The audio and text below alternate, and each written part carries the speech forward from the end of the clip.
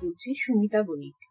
ভারতের আবহাওয়া দপ্তর জানিয়েছে, উত্তর বঙ্গোপসাগরের ঘূর্ণিঝড় রেমাল গতকাল মধ্যরাতে বাংলাদেশের খেপুপাড়া ও পশ্চিমবঙ্গ উপকূলের সাগরদ্বীপ অঞ্চলে আছড়ে পড়েছে।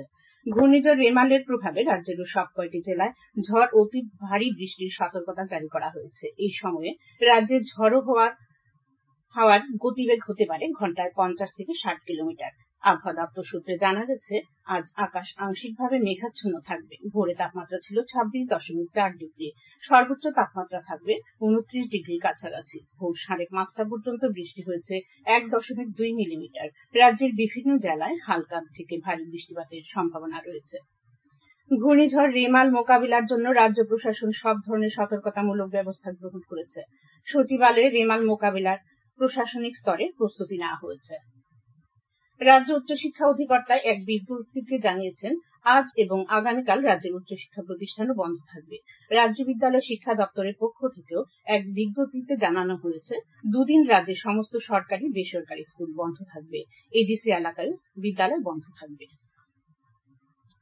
সামুদ্রিক ঘূর্ণিঝড় রেমালের কারণে আজ এবং আগামীকাল আগরতলা সাব্রুম পর্যন্ত ডেমো ট্রেন বাতিল করে দেওয়া হয়েছে। উত্তর পূর্ব ভারতের রেলের এক আধিকারিক টিকে ভৌমিক জানান, ঘূর্ণিঝড়ের কারণে 44টি ট্রেন বাতিল করা হয়েছে। সামুদ্রিক ঘূর্ণিঝড় রেমালের পরিপ্রেক্ষিতে সমাজ কল্যাণ ও সমাজ শিক্ষা দপ্তর পরিচালিত ICDS প্রকল্পের অন্তর্গত সব অঙ্গনওয়াড়ি কেন্দ্র আজ ও আগামীকাল বন্ধ থাকবে। এই দুদিন অঙ্গনওয়াড়ি কেন্দ্রে রান্না করা খাবারের পরিবর্তে 6 বছর পর্যন্ত শিশু, গর্ভবতী মহিলা ও দুগ্ধপোষ্য শিশুদের মায়েদের পুষ্টিকর খাদ্য বাড়ি বাড়ি পৌঁছে দেওয়া হবে। রাজধানী আগরতলার রবীন্দ্র শতবার্ষিকী ভবনে মৈত্রী সংসদ এবং 125তম কাজী নজরুল ইসলাম জন্মবার্ষিকী উদযাপন কমিটির যৌথ উদ্যোগে গতকাল সন্ধ্যায় বিদ্রোহী কবি কাজী নজরুল ইসলামের 125তম জন্মবার্ষিকী উদযাপন করা হয়। অনুষ্ঠানে বক্তব্য রাখতে গিয়ে মন্ত্রী সুশান্ত চৌধুরী বলেন, কাজী নজরুল ইসলাম ছিলেন একাধারে কবি, সাহিত্যিক, গায়ক, সৈনিক, দার্শনিক সহ বহুমুখী প্রতিভার অধিকারী এক অনন্য ব্যক্তিত্ব। এই অনুষ্ঠানে অন্যান্য বিশিষ্ট অতিথিদের মধ্যে উপস্থিত ছিলেন ত্রিপুরা হাইকোর্টের বিচারপতি বিশ্বজিৎ পালিত, আইনজীবী সন্দীপ দত্ত চৌধুরী প্রমুখ। ইসকনের বাইখোড়া জগন্নাথ মন্দিরে গতকাল থেকে শুরু হয়েছে চন্দন যাত্রা। গতকাল মন্দিরে অস্থায়ী পুকুর তৈরি করে পুকুরে রাধা কৃষ্ণের মূর্তিকে নৌকায় চড়িয়ে নৌকা বিহার করানো হয়। 7 দিন ধরে এই চন্দন যাত্রা উৎসব চলবে। এসএফআই এর উদ্যোগে গতকাল বিলোনিয়া সরকার ইংরেজি মাধ্যম দ্বাদশ স্কুল থেকে মাধ্যমিক ও দ্বাদশ পরীক্ষার সেরা 3 মেধাবী পরীক্ষার্থীকে তাদেরকে সাফল্যের জন্য সংবর্ধনা জ্ঞাপন করা হয়।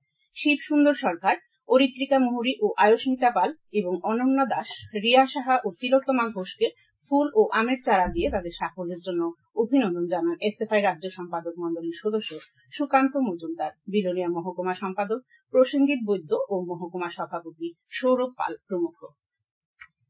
উজবেকিস্তানের রাজধানী তাশকন্দে আয়োজিত এশিয়ান জিমন্যাস্টিক চ্যাম্পিয়নশিপে রাজ্যের অলিম্পিয়ান জিমন্যাস্ট দীপা কর্মকার স্বর্ণপদক পেয়েছেন। ভারতীয় দলের হয়ে অংশ নিয়ে দেশের প্রথম জিমন্যাস্ট হিসেবে এই আন্তর্জাতিক আসরে দীপা ভল্টিং টেবিলে স্বর্ণপদক জয় করে নয়া ইতিহাস সৃষ্টি করেন। দীপার পয়েন্ট 13.766। পরে 2টি স্থান দখল করেন কোরিয়ান জিমন্যাস্ট। এর আগে এশিয়ান জিমন্যাস্ট প্রতিযোগিতায় দীপা ব্রোঞ্জ পেয়েছিলেন। টেলিকম পরিষেবা প্রদানকারী সংস্থাগুলিকে আন্তর্জাতিক প্রতারণামূলক কল ব্লক করার জন্য সরকার নির্দেশিকা জারি করেছে। কেন্দ্রীয় যোগাযোগ মন্ত্রকের এক বিবৃতিতে বলা হয়েছে যে বিভিন্ন প্রতারক চক্র এই ধরনের কল করে বিভিন্ন আর্থিক প্রতারণা এবং সাইবার অপরাধ করছে।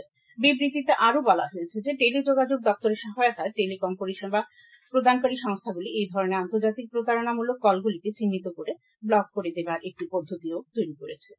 স্থানীয় সংবাদ এখনকার মতো এখানেই শেষ হলো।